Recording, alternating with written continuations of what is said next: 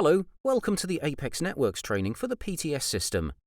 This is part of our online training program developed by Apex Networks to assist you in getting the very most from your software. This short video will cover employee capabilities and training packs. We recommend you play this video on a separate device from that you are setting your system up on. This will allow you to pause, rewind and keep pace of your progress without having to switch screens.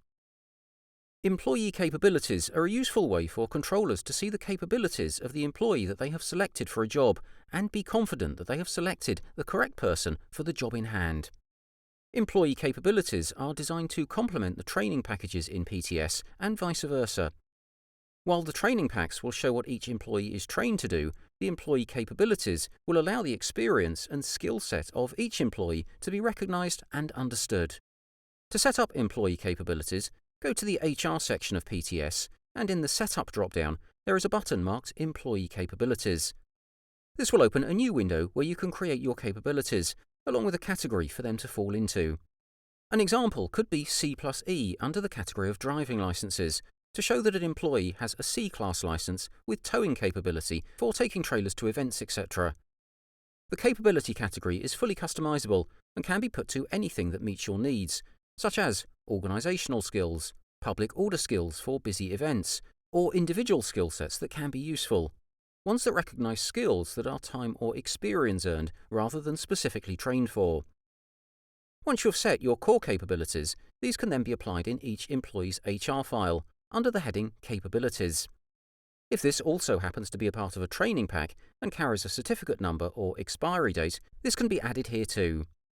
If it is a skill set recognition that carries no formal training certification, you can enter it as partially trained in the level field.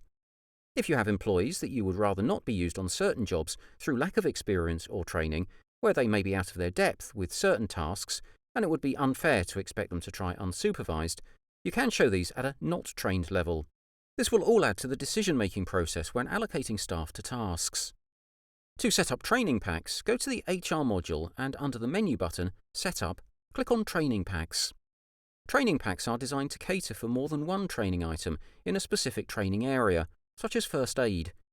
This could consist of first aid training at multiple levels, from basic to lead paramedic, as would industry-recognized training modules. You can add additional training items at any point to a specific training pack and/or delete ones that are no longer relevant. When you are adding items, they can be given a name along with any guidance notes, also if there is any documentation required. Finally, there is a tick box to indicate whether this specific training is a recurring one. If this box is ticked, it will add two more fields to this section. The first is for period, and the second for how many days before expiry you need to get an alert on the training pack status section. Once training packs have been established, they can be applied in each employee's record. PTS has a facility built in to flag up when employee capabilities are due to expire if they are time-governed ones, and this is in the auto-email section in HR. For training packs, there is a status screen, also in the HR section, under the Employee button, marked Training Pack Status. This will give you details of which ones are expired or near expiry.